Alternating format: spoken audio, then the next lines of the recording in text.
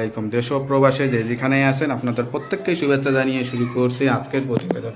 আজ আমরা কথা বলবো একজন অভিজ্ঞ জিন সাধক আধ্যাত্মিক কবিরাজ মইনুল ইসলাম সাহেবের সাথে।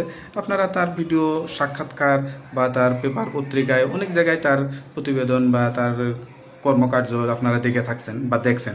আজ আমরা আবার আসছি তার একটি ইন্টারভিউ বা সাক্ষাৎকার নিতে। তিনি বর্তমান কী অবস্থায় আছেন বা কেমন চলতেছে তার পেশা। ভাই আসসালামু আলাইকুম। ওয়ালাইকুম আসসালাম। কেমন আছেন ভাই আপনি? ইনশাআল্লাহ ভালো আছি। তা কেমন চলতেছে আপনার সাথে? তো সাক্ষাৎকার আসলে অনেকদিন হয় না, অনেকদিন পরে আবার আসলাম। তো আসলে নিচে আপনিও আগে পরে নিছেন সাক্ষাৎকার কি আমি আগেও পরেও আমার ভিডিও দেখছেন, ইউটিউব দেখছেন, যারা ওই দেশের বাইরে এবং দেশে আছেন যে বিভিন্ন রোগে ট্রিটমেন্ট করি, বিভিন্ন কিছু জিনিস শিক্ষা জীবনে আমার অনেক কিছু পাওয়া আছে। বিভিন্ন কিছু জিনিস শিক্ষা করে মানুষের উপকার করি।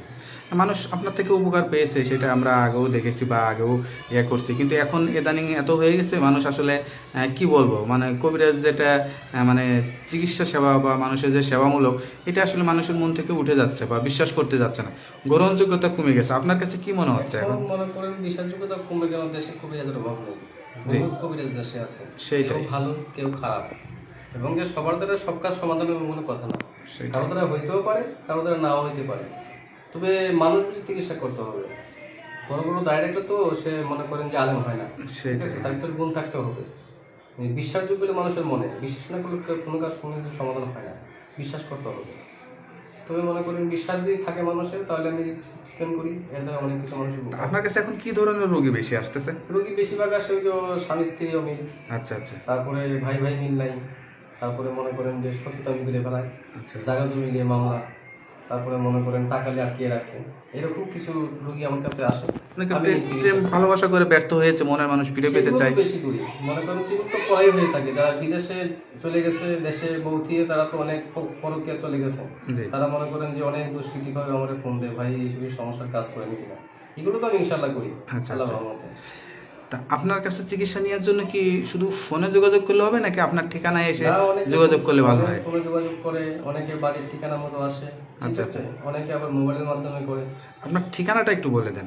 ঠিকানাটা তো আমার মনে করেন যে জন্মস্থান বাড়ি হলো আপনাদের শীর্ষে ওই সিলেটে, জি ঠিক আছে, শ্রীমঙ্গল নাম শুনছেন অনেকে, শ্রীমঙ্গল, শ্রীমঙ্গলের জন্মস্থান বাড়ি। বর্তমানে মনে করেন যে ঢাকাতে আসি, ঢাকাতেও বাড়ি আছে, ঢাকাতেও থাকি, মানে ঢাকাতেই আসলে চিকিৎসা করা হয় বেশি, ঢাকাতেও বেশি করি, আবার সিলেটেও করি, সিলেটেও করে বিভিন্ন ট্রিটমেন্টটা সিলেটেও করি। যেমন অনেকের মনে করেন যে মানুষ নষ্ট করে, তারপরে মনে ভাই ভাই অমিল, স্বামী স্ত্রী অমিল, পাড়াপড়শি মিল নাই, জায়গা জমি মামলা, তারপর টাকা আটকিয়ে রাখে, ঠিক আছে, পারিবারিক ঝামেলা, এরকম যদি কোনো জটিল সমস্যা থাকে আমাকে ইনশাল্লাহ দেখাবে। কাজ করে মালিক হলো উপরওয়ালা, ঠিক আছে, মানুষ কিন্তু করতে পারে না, কিন্তু বিষয় হলো কোনটা, বিশ্বাস করতে হবে মানুষকে, বিশ্বাস না করলে কোনো কাজ হবে না। তো বিষয় হলো কোনটা, কাজের কিছু কিছু আয়োজন আমার লাগে, মনে করেন যে অনেক সময় অনেক কিছু লাগে আয়োজন, তবে আয়োজনটা যারা কাজ করে তাদের, আর কাজের পরে যে উপকারটা হবে, সেই উপকার করে যে খুশি করবে, সেটাই আমি বেশি। বিষয় হলো কোনটা, যারা কাজের আগে কাজ করবেন, ট্রিটমেন্ট করবেন, মানে কবিরাজ দিয়ে ট্রিটমেন্ট করবেন, কিন্তু বিষয় হলো কোনটা, কাজের আগে যার কিছু আয়োজন লাগে, সেই আয়োজনগুলো আপনাদের দেওয়া লাগবে।